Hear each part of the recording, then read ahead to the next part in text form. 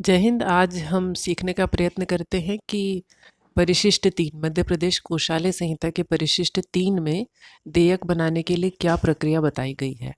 तो प्रश्न ऐसा पूछा जा सकता है आपके परीक्षा में कि कोषालयीन कंप्यूटर प्रणाली में देयक तैयार करने और उसको पारित करने की क्या प्रक्रिया है। और कोषालयीन कंप्यूटर प्रणाली यानी क्या है, वर्तमान में कौन सी प्रणाली प्रचलन में है, IFMIS। तो IFMIS में या तो सीधा सीधा लिखा हुआ भी आ सकता है कि IFMIS में देयक तैयार करने और पारित करने की क्या प्रक्रिया है, या ये लिख सकते हैं कि IFMIS के द्वारा DDO किस तरीके से देयक तैयार करते हैं, या DDO देयक कैसे तैयार करते हैं और कोषालय में इसका अनुमोदन कैसे होता है, ऐसे पूछा जा सकता है। तो कोषालय कंप्यूटर प्रणाली इन्हें हमें मालूम होना चाहिए कि IFMIS की बात हो रही है। और देयक तैयार करने के नियम निर्देश हैं तो सहायक नियम 73 लिखा जाएगा। और अगर देयक तैयार करने और पारित करने की प्रक्रिया पूछी गई, प्रोसेस पूछी गई है, तो वो परिशिष्ट 3 के अंतर्गत आती है। और ये परिशिष्ट 3 दो भागों में रहता है, जैसे इसमें समझाने के लिए लिखा गया है मध्य प्रदेश कोषालय संहिता में। भाग 1 में आहरण और संवितरण कार्यालय में क्या काम किया जाता है, मतलब आहरण और संवितरण अधिकारी को क्या काम करना चाहिए, उसके जो अधीनस्थ स्टाफ है उनको क्या काम करना चाहिए देयक को लेकर के। और इसके बाद में भाग 2 में ही इसको कंटिन्यू किया गया है, जिसमें बताया गया है कि कोषालय में ये जो देयक आहरण संवितरण अधिकारी से प्राप्त होंगे उनका अनुमोदन कैसे किया जाएगा और कैसे वो जो पेमेंट्स हैं उसको हितग्राही वेंडर या शासकीय सेवक के खाते में पहुंचाया जाएगा। तो सबसे पहले हम देखते हैं भाग 1, आहरण एवं संवितरण कार्यालय। आप इसमें लिखेंगे कि कोषालय कंप्यूटर प्रणाली में देयक तैयार करने और पारित करने की प्रक्रिया निम्नानुसार है। भाग 1, आहरण और संवितरण कार्यालय में की जाने वाली कार्यवाही। और इसका पहला बिंदु शुरू होता है, आहरण संवितरण अधिकारी और देयक तैयार करने के लिए जिम्मेदार प्रत्येक अधिकारी या कर्मचारी को कोषालय सॉफ्टवेयर से जनरेटेड लॉगिन आईडी तथा पासवर्ड दिया जाएगा। इनको कुछ निश्चित समय में पासवर्ड को बदलना होगा और संबंधित अधिकारी कर्मचारी पासवर्ड की सुरक्षा के लिए खुद जिम्मेदार होगा। मतलब DDO कार्यालय में जो भी DDO रहेंगे और देयक तैयार करने के लिए जिम्मेदार शासकीय सेवक रहेंगे, जो हम जानते हैं कि क्रिएटर होते हैं, फिर वेरीफायर भी होते हैं और इसके बाद DDO अप्रूवर लेवल पे होते हैं। तो इनको कोषालय सॉफ्टवेयर से जनरेटेड लॉगिन आईडी और पासवर्ड दिया जाएगा। हम जानते हैं कि DDO को लॉगिन आईडी और पासवर्ड कोषालय अधिकारी के द्वारा दिया जाता है। ये जो पासवर्ड दिया जाता है उसको एक निश्चित समय में आहरण संवितरण अधिकारी और उसके कार्यालय में जो भी जिनको भी ये जिम्मेदारी दी गई है देयकों को क्रिएट करने की, उनको एक निश्चित समय में बदलते रहना चाहिए। अपने लॉगिन आईडी और पासवर्ड की सुरक्षा के लिए वह शासकीय सेवक खुद जिम्मेदार होगा। दूसरे में हमें बताया गया है कि आहरण संवितरण अधिकारी के कार्यालय में देयक तैयार करने के लिए जिम्मेदार कर्मचारी द्वारा कोषालय सॉफ्टवेयर में अपने पासवर्ड से लॉगिन करके इलेक्ट्रॉनिक देयक निर्धारित प्ररूप में सभी सुसंगत विवरणों सहित सहायक नियम 73 का पालन करते हुए तैयार किए जाएंगे। आहरण संवितरण अधिकारी के कार्यालय में जो क्रिएटर हैं वो कोषालय सॉफ्टवेयर में ना IFMIS में अपना लॉगिन आईडी पासवर्ड डाल करके इलेक्ट्रॉनिक देयक तैयार करेंगे। जिस प्रकार की राशि का आहरण करने के लिए जो प्रपत्र निर्धारित है उसी के अनुसार वो तैयार करेंगे। और सहायक नियम 73 में जो हमें निर्देश दिए गए हैं कि सही प्रपत्र का उपयोग करना चाहिए, बजट होना चाहिए, लेखाशीर्ष सही चुनना चाहिए, और इस प्रकार के बहुत सारे उसमें जो नियम दिए हुए हैं उनको फॉलो करते हुए यहाँ पर तैयार किया जाएगा कि प्लान है, नॉन प्लान है, चार्ज्ड है, वोटेड है, समेकित निधि से आहरण करना है या लोक लेखा से आहरण करना है, वो सभी इसमें चूज़ किया जाएगा। इसके बाद इस देयक को इलेक्ट्रॉनिकली तैयार किया जाएगा। जहाँ ज़रूरत होगी वहाँ पे उपप्रमाणक या कोई स्वीकृति आदेश, ऐसे अभिलेख जो है वो इलेक्ट्रॉनिक रूप में अगर उपलब्ध नहीं होते हैं तो उनको स्कैन करके उनकी स्कैन प्रतियां हमको इलेक्ट्रॉनिक देयक के साथ में लगानी होती हैं। और ये जब देयक क्रिएटर के द्वारा ऐसा तैयार कर दिया जाता है इलेक्ट्रॉनिक रूप में, अगर कोई सपोर्टिव है उनको लगाते हुए, तो ऐसा देयक तैयार होने के बाद में जब वहाँ से वो उसको आगे फॉरवर्ड करते हैं तो वो वेरीफायर के पास में जाता है। तो क्रिएटर, वेरीफायर और अप्रूवर, यदि कोई हो वेरीफायर तो, यदि नहीं होते हैं तो क्रिएटर से फिर सीधे अप्रूवर यानी DDO के पास में जाता है। और प्रयत्न ये होना चाहिए कि हर कार्यालय में वेरीफायर हो ताकि सीधे DDO के पास अगर ऐसी स्थिति ना हो कि कोई गलती हो जाए और वो DDO से भी फॉरवर्ड हो जाए, तो वेरीफायर होना चाहिए। वेरीफायर के पास में चला जाता है जिसके भी आगे रहेगा, क्रिएटर उसको सही करेगा तो वो आगे वेरीफायर के पास में जाएगा। आगे हम ये पढ़ते हैं कि क्रिएटर या वेरीफायर द्वारा अग्रेषित देयक का आहरण संवितरण अधिकारी द्वारा कोषालय सॉफ्टवेयर में अपने पासवर्ड का उपयोग करके देयक का परीक्षण किया जाएगा। जो भी क्रिएटर के पास से अगर वेरीफायर नहीं है तो सीधे डीडीओ के पास में जाएगा, और अगर वेरीफायर है तो वेरीफायर से होते हुए फिर वो फॉरवर्ड होके जो डीडीओ है उनके पास में जाएगा। तो IFMIS में वो उसको देखेंगे।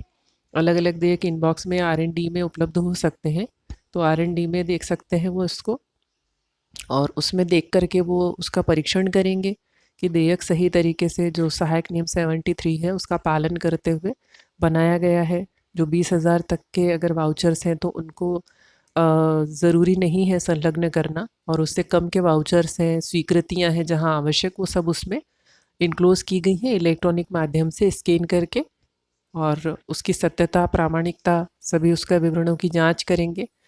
और इसके बाद में अगर कोई गलती होती है तो उसको सुधारा जाएगा, रिटर्न डाउन कर सकते हैं वो वेरीफायर या क्रिएटर की तरफ।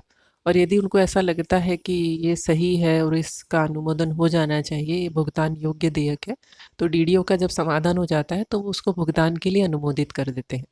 और कोषालय सॉफ्टवेयर में ये है कि एक यूज़र से दूसरे यूज़र के पास में जब देयक जाएगा तो कोई हस्ताक्षर की आवश्यकता नहीं है या डिजिटल साइन की ज़रूरत नहीं है।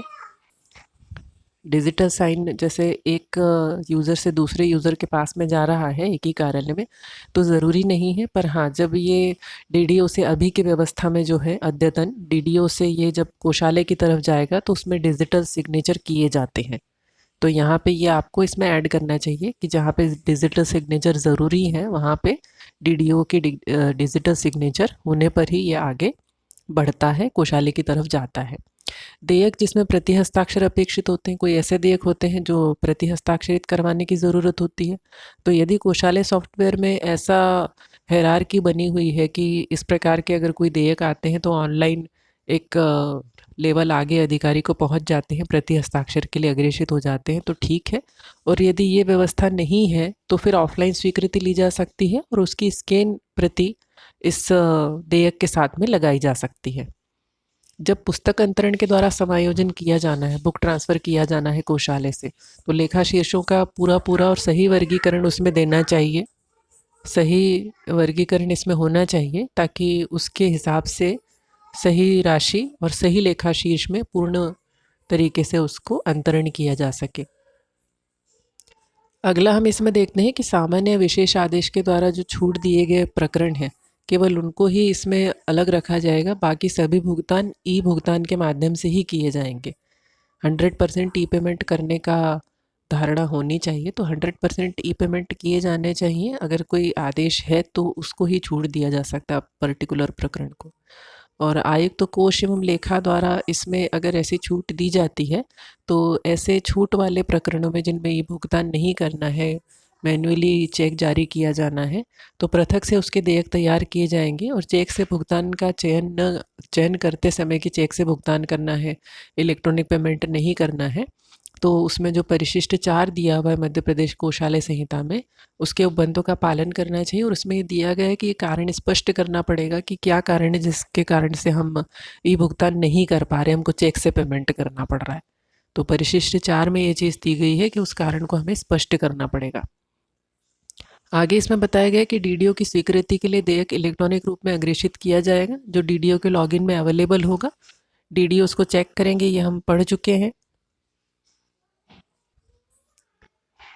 आगे हमें दिया गया है कि अनुमोदित देयक जो अप्रूव्ड देयक है डीडीओ के द्वारा, उसका एक प्रिंट लिया जाएगा, और देयक की जो अनुसूचियां हैं और जितने भी सुसंगत उपप्रमाणक होते हैं, वाउचर्स होते हैं और शेड्यूल्स होते हैं, उनकी हार्ड कॉपी पर जो आहरण संवितरण अधिकारी के द्वारा सिग्नेचर किए जाएंगे, मतलब प्रिंट आउट लेके जो कॉपी रखी जाएगी दैट इज़ हार्ड कॉपी, तो उस पर सिग्नेचर लिए जाएंगे।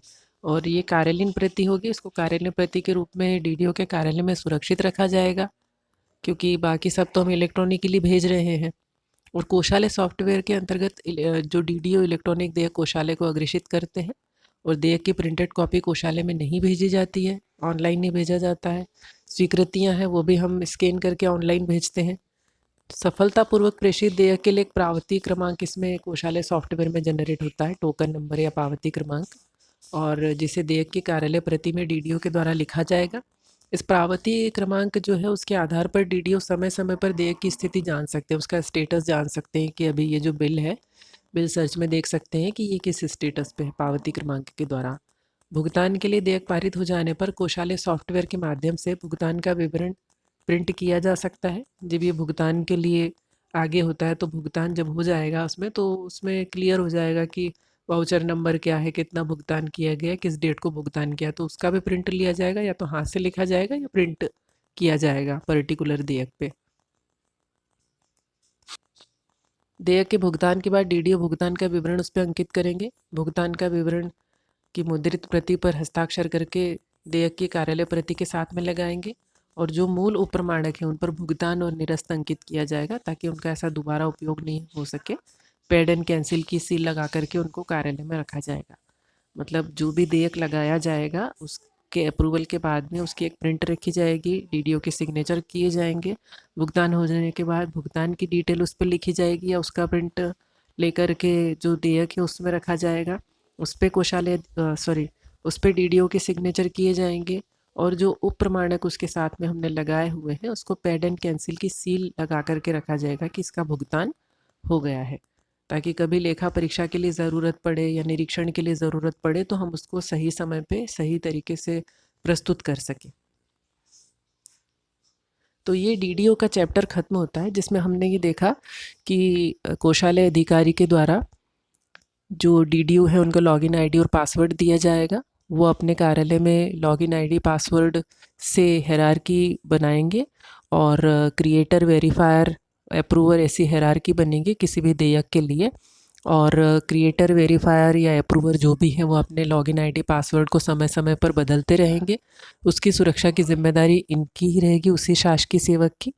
जब क्रिएटर कोई भी देयक बनाते हैं तो वो देखेंगे कि इसमें किसी प्रकार की गलती ना हो, और इसको आगे करेंगे वेरीफायर के तरफ। वेरीफायर भी इसमें देखेंगे कि सहायक नियम 73 के तहत इसमें सभी कमियां पूर्ति की गई हैं। अगर सही रहेगा तो वो डीडीओ के पास जाएगा, डीडीओ इसको आगे कोषालय अधिकारी की तरफ मूव करेंगे। यदि वो समझते हैं कि ये सही है, अगर गलतियां होंगी तो उसको सही कराया जाएगा। इसके बाद में इसकी एक प्रिंट निकाल करके रखी जाएगी, और भुगतान होने के बाद भी उसका विवरण रखा जाएगा। जो भी आवश्यक उपप्रमाणक होंगे वो इसके साथ स्कैन करके लगाए जाएंगे। जहाँ पुस्तक अंतरण किया जाना है वहाँ पर डिटेल लेखा शीर्ष सही तरीके से लिखा जाएगा, राशि है वो सही तरीके से लिखी जाएगी। जहाँ पे प्रति हस्ताक्षर करना है तो यदि ऑनलाइन सुविधा उपलब्ध है तो अच्छी बात है, यदि ऐसा नहीं है तो फिर भौतिक रूप से स्वीकृति प्राप्त की जाएगी और उसको स्कैन करके लगाया जाएगा। तो ये स्थितियाँ हुई हैं डीडीओ के कार्यालय में क्या क्या किया जाएगा। अगले भाग में हम देखेंगे कि कोषालय से क्या कार्रवाई की जाती है। अच्छे से तैयारी करें। जय श्री महाकाल।